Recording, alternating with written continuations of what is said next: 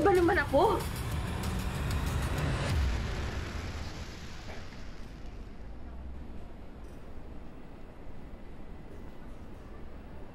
Pasensya na kung di ako agad naniwala sa'yo. Pero andito na ako. Salamat, Wade. Nandito ako para sa baby natin. Para lang sa baby natin. Excuse me lang po. Dadaling ka na po namin, ma'am, sa ultrasound. Okay? At sigurado rin wala tayong takas. Ang alam ko lang. Nurse, Sir, may update na ba sa kay Carolina Astor? Carolina sir, tapos na po yung ultrasound. Bali si Doc na lang po mag-explain ng result sa inyo.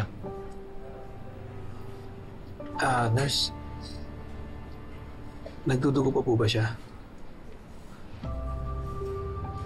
May binigay na pong gamot sa kanya. Wait na lang po natin si Doc, sir.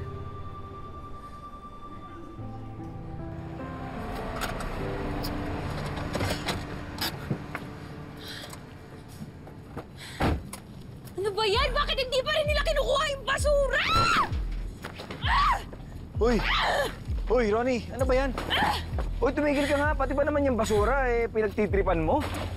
Kakabuisit kasi. Tama na! I've been trying to contact Wilfred pero hanggang ngayon cannot be reached pa rin siya. Nasa ospital nga, di ba? Busy kakaasikaso sa asawa niya. Will you stop saying that?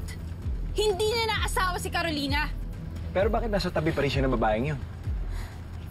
Bakit umaasta pa rin siyang asawa niya? Impossible. Tapos na sila ni Carolina, okay? If ever he's with her, it's only out of concern, okay? Concern nga ba? O baka naman mahal pa rin niya yung babaeng yun.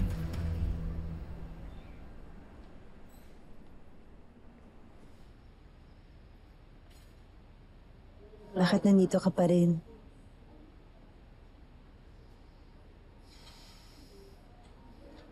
Like I said, I'm just here for the baby.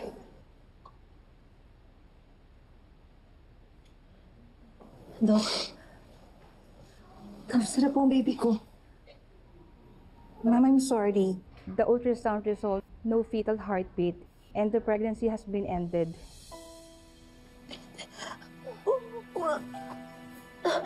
Teka, wala na yung baby? Wala na po yung baby ko? Yung may ibig niyo sabihin? Hindi. Hindi. Hindi. Dok. Dok. Dok, hindi. Dok, sigurado po ba kayo? I'm really very sorry. Dok, hindi pwede. Hindi pwede, Dok. Huwag kayong pumayag. Hindi ako papayag. Kailangan ko yung batang to. Dok, gawin niyo ng paraan. Buhayin niyo. Buhayin niyo. Dok, kung meron pa ibang doktor na kayang bumuhay, ibalik niyo yung anak ko. Dok, why? Sorry. Gumawa ka ng paraan. Wait. Dok. Ma'am, I'm sorry. I'm sorry. I know this is a difficult time, Miss Astor, but I need you to understand something. Yung pagdurugo ninyo, may mga naiwan pa po sa loob ng inyong matres na kailangan natin tanggalin.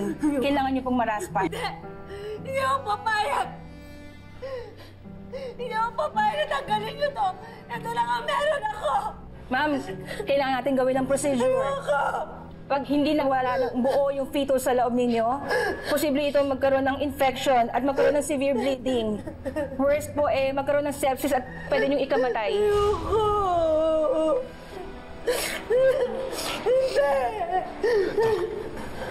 Go ahead with the procedure. I'll sign the consent if I have to. Okay, sir. I will inform the nurses to prepare the consent and attend to you. Thank you. Sinabi na ayoko Sinabi na ayoko! Sino ka ba? Ha? Bakit ka nagdedesisyon para sa akin? Wala kang karapatan! Hindi kita asawa! Carol, please. Wala kang karapatan sa baby na to! Dahil hindi ka naniwala! Sinabi ko na sa'yo, Dahil sa'yo, pinatay mo yung anak ko! Siguro ginusto mo to, ano? Ha? Hinaling mo to, ano? Hinaling mo to dahil ayaw mo magkaroon ng responsibilidad sa akin. Siguro dinasal mo to para tuluyan ang maputol ang koneksyon mo sa akin. Carol, ikaw ay naalala ko. Ayoko magkasakit ka o umamatay ka. Ayoko may masamang mangyari sa'yo.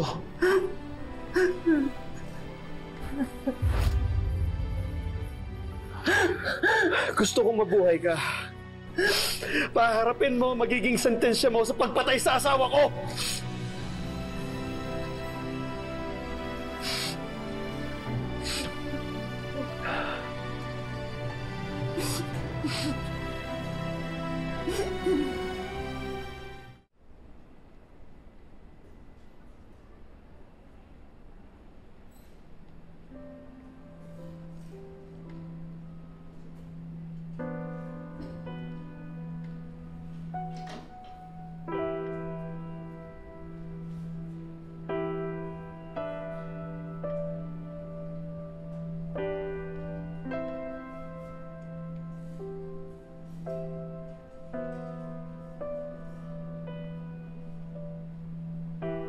Wilfred, ako si Carolina Astor.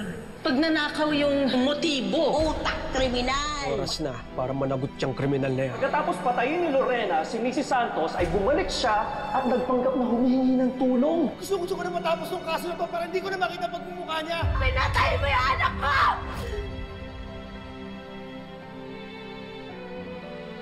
Huwag niyo po siya pababayaan, ha? yes, sir. Kayo pong bahala sa kanya. Ako nang bahala sa kanya.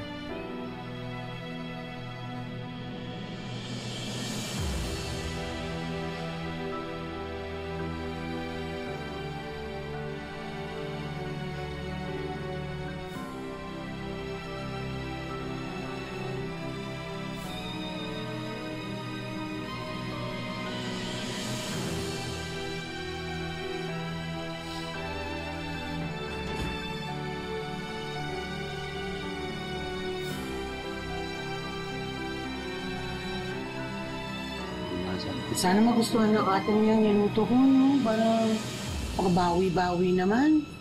Ako, Manang Pilar. Sigurado ako magugustuhan ni ate to. Paborito niya kaya to. Tayo na po. Malaging lang. Dalaw po. Ma'am, kanina po? Kay Carolina Astor po. Ay, ma'am, wala po siya dito, ma'am. Nasa ospital po. Ho! Sir, ano nangyari kay ate?